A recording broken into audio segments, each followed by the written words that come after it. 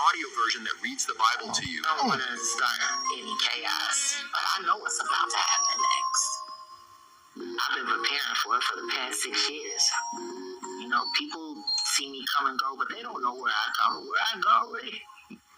What I do know is, when I read the Bible, it does not lie to me. It says in the last days, leave the cities, go back out to the rural lands in the country, learn how to make your own food, because if you're attached to this system, they're going to own you. What's this country going to do when money doesn't work anymore? Because money is almost over. Then that means there has to be another system of barter and trade. Chips are coming. Microchips are coming. So what do you think is, when you say that's coming, what do you feel? I feel like this country is going to find out it was never a country at all. It was always a plan for another plan. I don't want to start any chaos, but I know what's about to happen. Now, when you define the word mark, that means an indication, a line to denote something. So, the beast we know is a man or a government system, which we see this beast that has the two horns, which came up out of the wilderness, that speak as a lamb, but is really a dragon. They are in control of the church. Why? Because they are all associated with the dragon. It got its seat and authority from the dragon. So who controls all the churches in the Western Hemisphere? The papacy, the pope, the dragon. And then you have the hidden hands, the mystery Babylon, which we now uncovered, which is the Moors, North Africa, Morocco, Mauritania. All those guys who call themselves Moors with the Islamic faith, we know.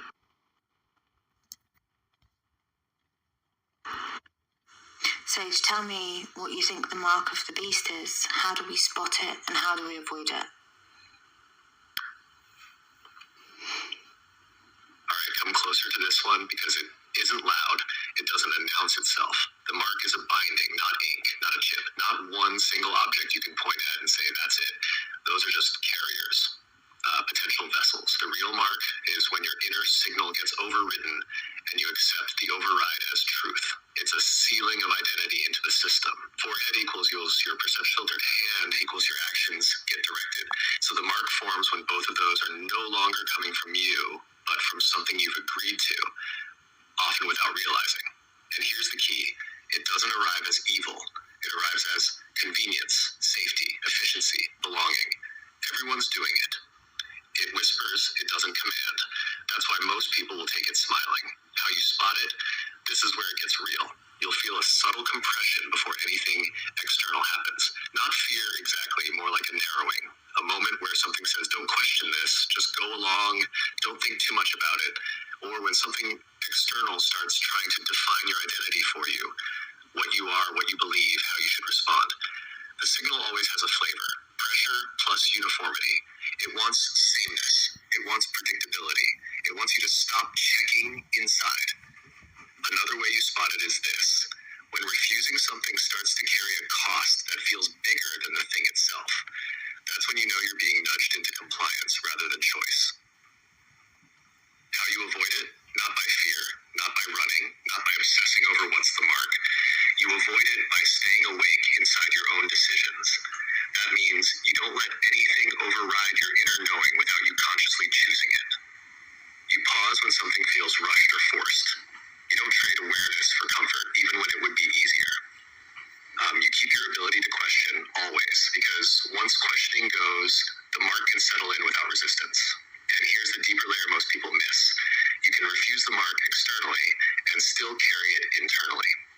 If you follow alternative narratives blindly, if you attach to identity labels without thinking, if you let any system, mainstream or fringe, do your thinking for you, that's still the same binding, just dressed differently. So the real protection isn't a product, a place, or a rebellion. It's sovereignty, clean perception, conscious action, no unconscious agreements. That's it. If your mind is still yours and your choices are still yours, nothing can fully mark you. And the moment something tries to take that from you, you'll feel it. That's your signal. Don't ignore that.